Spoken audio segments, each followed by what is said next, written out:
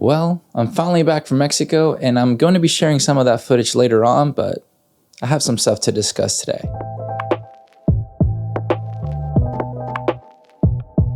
How's it going, everyone? This is Kevin. Today I want to bring along with me to talk about what I learned about my gear while going to Mexico with it.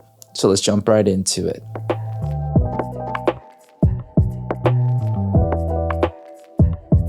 So I'm back from Mexico and I wanted to kind of do a little bit of a rundown of the gear that I was able to bring with me and the things that I really learned about my gear while out traveling with it, since I didn't bring my full kit as I usually would have. I left my Sony a7 III behind, and it's something that I'm not used to doing because what I kind of believe in is I'm always going to bring the gear that I usually use because, well, I bought it for a reason. I want to put it to good use.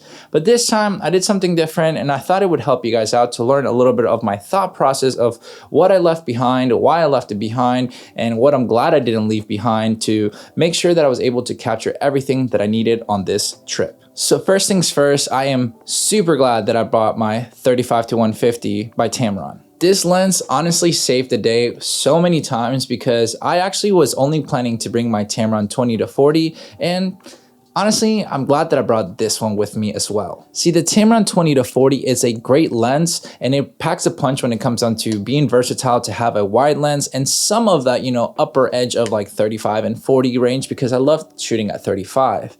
But when it came down to doing some of the videoing and, kind of like photos that I wanted to do, this bad boy really saved the day because I was able to punch in a lot further than I needed to. And it just made sure to capture the things that I was really happy with whenever it came down to the footage and photos while out there in Morelia. Don't get me wrong, the 20-40 is a phenomenal lens and I really love it. It's a really great lens to have, and I usually use it more for like the vlogging types of part of my videos with some of the B-roll, so I'm not having to change too much since I like to shoot a lot at 35, even the 40 range, but having the extra zoom range with this just really made it so much better when it came down to the footage when I was down there. I could use, a little bit of the 4K 60 crop with this to get a little bit of that extra push and even crop in on the 4K 24 if I really wanted to, or the slow motion, but I didn't want to kind of hinder the, full frame sensor and have to shoot with this because I wanted to make sure that I got everything up to par, that looked the best that I could for the footage that I want to kind of piece together when it comes down to the video that I'm planning to release later on. So that's why I want to kind of do this video too, because as I'm working on that, I don't want to kind of get off, my schedule. So I wanted to kind of showcase why I got certain things brought with me and what I left behind and what I'm glad I didn't leave behind. But the cool thing is, honestly, with this, I was able to capture like everything that I wanted to. As much as this one was really nice, I could get a little bit of the wider kind of shots. It's really great, but having that 35-150 was just a lifesaver because I would have honestly regretted not bringing this lens whatsoever with me because I would have not had enough reach to capture the shots that I was able to, and I would have been a little bit let down. See, the 35-150 is a phenomenal lens. That's why I've done so many videos about it because I keep getting asked about it if it's a good investment, and also now because the Samyang lens came out. And yes, it's phenomenal. I mean, the autofocus was great. Everything worked perfectly for what I needed to work on, and it just made me really happy to have brought it.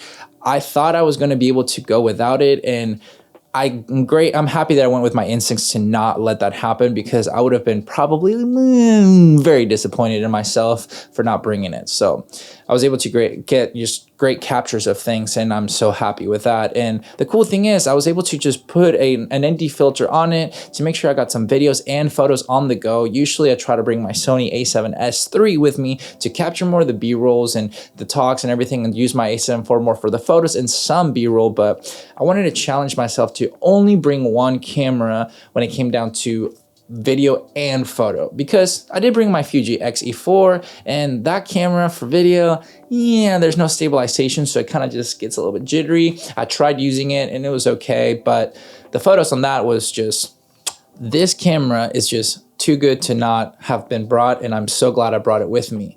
I probably use this way more than my Sony a7 IV some days because it was so portable, so nice. Just look at that portability right there. It's just so great that having this camera with me was able to capture photos that I would have not otherwise captured, and I would have not had those memories. So bringing this just helped out a lot because I can basically take the Fuji recipes if I want to, also do the raw photos, and it's so easy to transport. Sadly, with my Sony a7 IV and the 35-150, it's a great setup, but it's such a chore to bring with me everywhere that I want to go, because at the end of the day, it's a full frame setup and it has a big lens and everything. APS-C has been really great for whenever I want to just go on the go, not worry too much about it, and just have something very comfortable and very usable that is not taking too much space.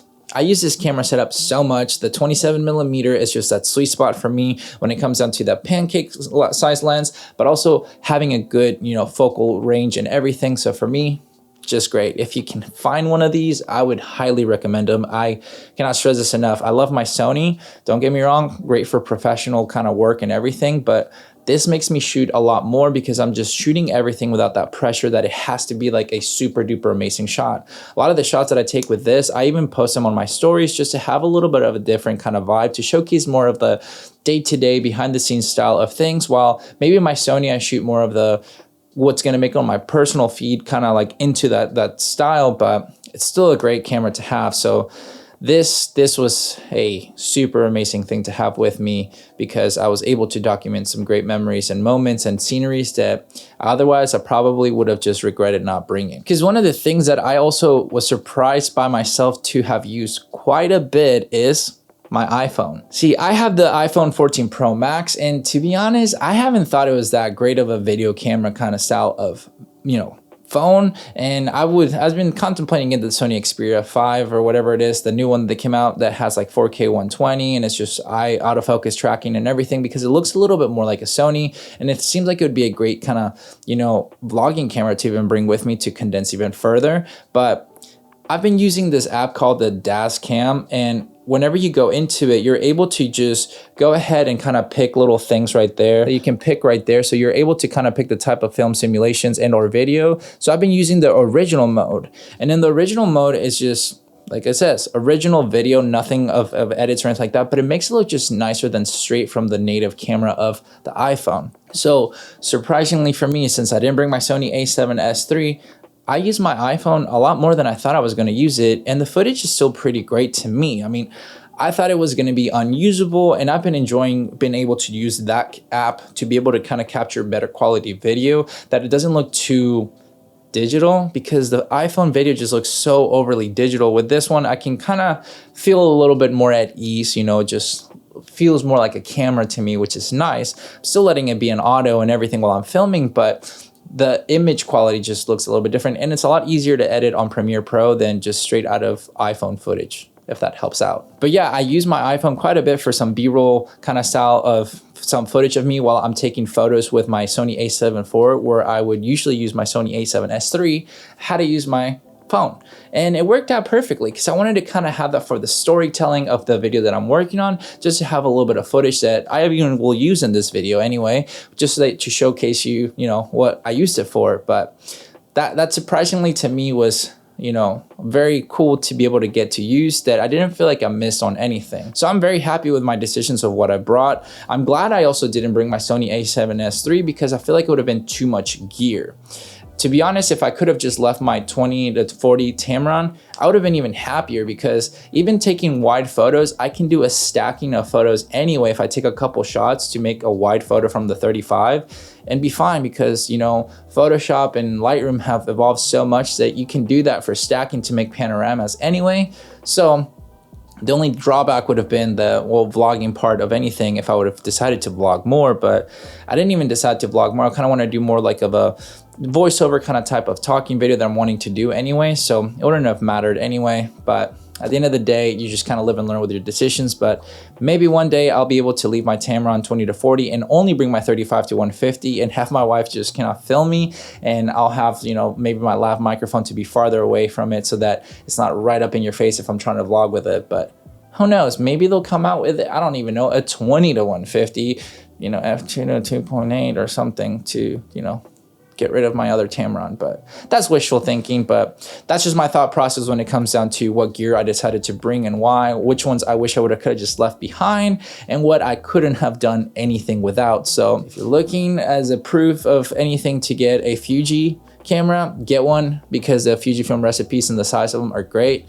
The Tamron 35 to 150 is still hard to beat. I just can't part ways with it, and I don't even think I'll be able to anytime soon. But that's just my thought process of what I brought with me that just worked out and it made me not miss out. So hopefully it'll help you out if you're trying to condense down to your gear and not have that FOMO. Your phone can do wonderful things. It's just focus on the storytelling of it and then piece it together to make sense of it. You can do it. I did it, and hopefully it'll help you out in the future. But with all that said and done, guys, thank you so much for watching this video. Make sure to like and subscribe, share this video, and I'll catch you guys on the next one. See ya.